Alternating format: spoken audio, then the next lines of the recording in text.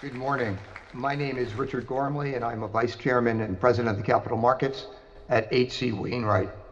Welcome to the MIXiii Health Tech Conference. We are proud sponsors of this conference since its inception, and we're very happy to be a part of this important conference in Israel. My presentation this morning will be talking about the U.S. life science capital markets. I tend to speak quickly, so apologies for that. There's a lot to cover. And I hope that you have a productive, enjoyable conference. The equity capital markets in the U.S. have been robust, to say the least. The first half of this year has seen an extraordinary amount of capital deployed into all markets, led in large part by the huge amount of activity that's taking place in the mega cap technology companies, many of whom are private, and now we're seeing for the first time some of these mega tech private companies going public. Just a few weeks ago, we had the SpaceX IPO that raised $75 billion in the capital markets. The highly anticipated IPOs for Anthropic and OpenAI later this year is a testament to the depth and liquidity of the U.S. capital markets in supporting the innovation economy. The innovation economy extends to not just the technology sector, but importantly, the biotech, biopharma, and life sciences sector. The growth equities in particular, in spite of the recent war-related inflationary pressures, has been profoundly active and deep, and we expect that to remain so in the second half of the year. Year to date, and we're almost at the end of the first half of 2026, the NASDAQ is up 14.1%, while the XBI, which is the broadest measure of mid-cap life science equities in biotech, is up 15.4% of the year, while the VIX, which is the volatility measure, trades recently at 16.4. The macroeconomic conditions, which you well know, there's been an accumulation of inflationary headwinds due to the Iranian geopolitical fallout. The CPI number in May in the US was elevated at 4.2%. Core inflation is slightly elevated at 2.9%, and PPI at 6.5%. These are important measures of inflation, which has been really the major economic backdrop to the market's performance since the pandemic market ended in 2021. The consensus view in the market in the US is that there'll be a post-war reversion back to previous economic conditions as oil returns $60 or $70 per barrel.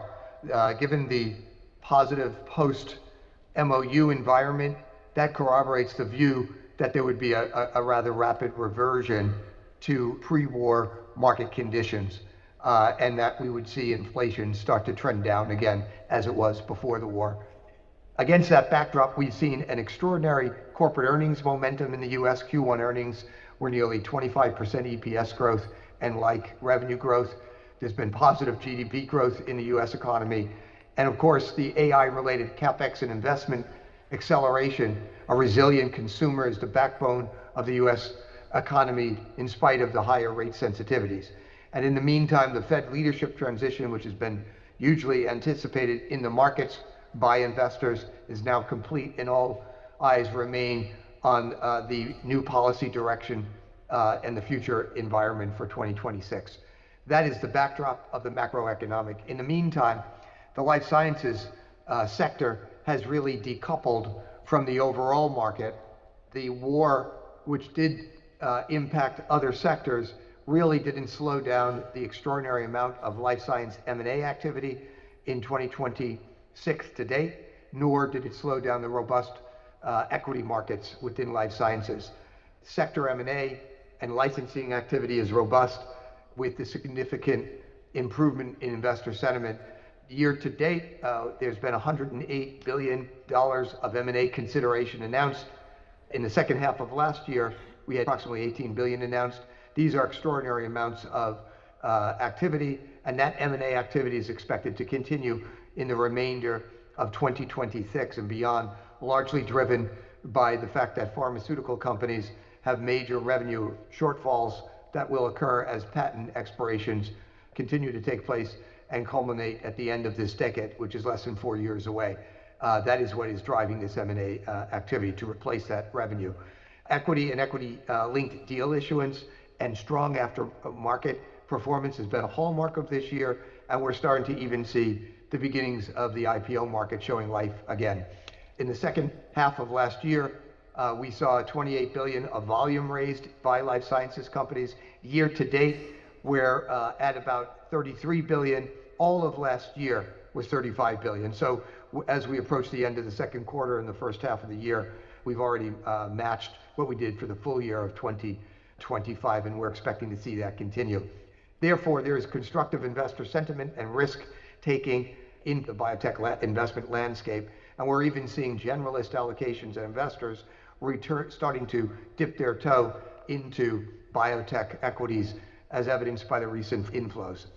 And finally, while there's still FDA leadership questions and staffing stability, regulatory consistency questions, and it will remain highly scrutinized, nonetheless, the market continues to perform and the FDA remains productive. When you look at the equity indices, the major ones against the big biotech indices, the last 12 months performance equities within the life sciences have led the way. For example, the last 12 months, the XBI is up 70+% from a return standpoint as compared to the NASDAQ, which is approximately up 36%. If you look at year-to-date performance, again, the XBI leads the way, positive 15.4% versus year-to-date performance of the NASDAQ of 14.1%. You can see the other indices as well. In the life sciences universe, as traded on the NASDAQ based in the US, there are approximately 660 publicly traded biotech companies, most of which trade on the XBI. Today, approximately 27% of publicly traded companies in the US in biotech sport $1 billion market cap ranges or higher. 73% are under $1 billion. Of that 73%, 71% of the 73% have market caps less than 250 million, and then the balance over 250 million as indicated by the pie graphs. Today, we have 103 companies that are trading at or below cash. That's 16%. This time last year, that number was closer to 24% of the sector was trading at or below. So there's been a lot of market cap and value accretion since 1 year. 84% of the sector are trading above cash.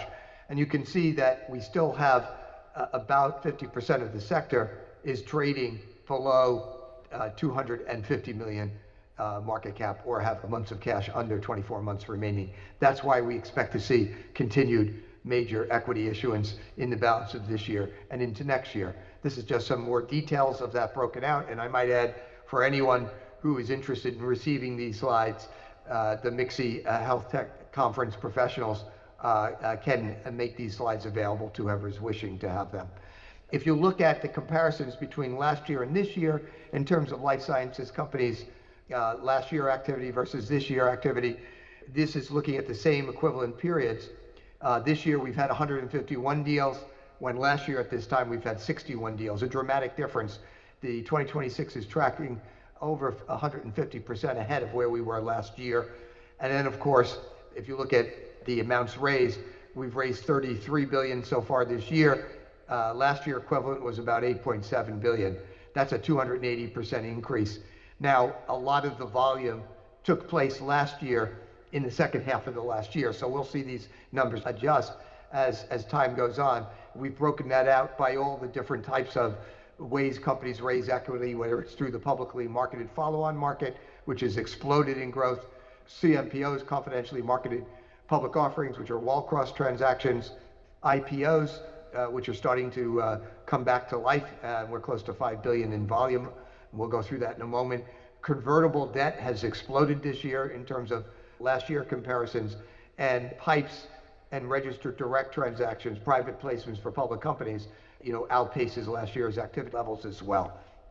And this is just a breakout of those specific issuing formats going back 4 years. In terms of the IPO market, it has sluggishly opened this year. It's been a depressed, not closed, but depressed market since the pandemic market ended in 2021. But we now have 13 IPOs priced in 2026. 11 of those 13 IPOs today are trading at or above their IPO price this year. That is an important indication of a return to a regular way, more normalized IPO market. The XBI index typically has to outperform on a sustained basis. That is also certainly the case. The pace of secondary offerings and deal-related performance, which has been strong, has to also be a part of the overall landscape to ensure that the window market opening for IPOs is sustained. A reallocation by fund managers, the so-called generalist, into the life sciences sector. We're seeing evidence of the generalist return. They typically will return when we have a more robust IPO market. And finally, investors have to be rewarded for positive milestones, particularly clinical related or data related milestones, regulatory milestones, and strategic partnerships. This is a chart that graphs the class of 26 and the class of 25. This year we've had only 13 IPOs. All of last year we only had 9, but now there are, if you look at the current performance of the class of 25 and 26, those are really laying a foundation for what we expect to be a very busy IPO market. Finally, the year-to-date capital markets environment here in the US has been robust. The life science capital market started really decoupling late summer of last year from the broader macro market that had really impacted the investor appetite. The foundation of a lot of this positive sentiment has been pharma M&A activity, which has been accelerating given their need for pipeline replacement, assets, products, and revenue, given the patent cliffs. Close to $350 billion of revenue, pharma revenue, is coming off patent by the end of the decade, which is 4 years away, and that is driving and will continue to drive the strategic activity in the life sciences sector. Finally, in addition, as the macro uncertainty will start to recede with the cessation of war, assuming that continues, we expect to see inflation come down, government pricing controls, MMF tariffs. These types of things are not affecting the broad innovation markets, particularly in the small cap, mid cap area. That's not impacting innovation or investment in new areas of life sciences. While there is some regulatory volatility and FDA uncertainty, it has not impacted the NDA productivity. The IPO market is reopening. Equity capital markets, deal volumes, number of deals are continuing to grow and outperform. And finally, the specialist buy side investors, who really are the backbone or foundation for the equity markets in biotech and biopharma, have risk appetite, are deploying capital as seen in the equity deal market numbers, and we expect generous allocations to return to the sector. It is a cautiously optimistic sentiment in the markets. All aspects of the life sciences ecosphere are moving in the correct direction, and we expect to see strong markets and lots of activity continue in the balance of 2026 and beyond in 2027. I wish you all a very productive and constructive conference. Our thoughts are with all our friends in Israel, as they always are, and we wish you a good day and a great conference. Thank you very much.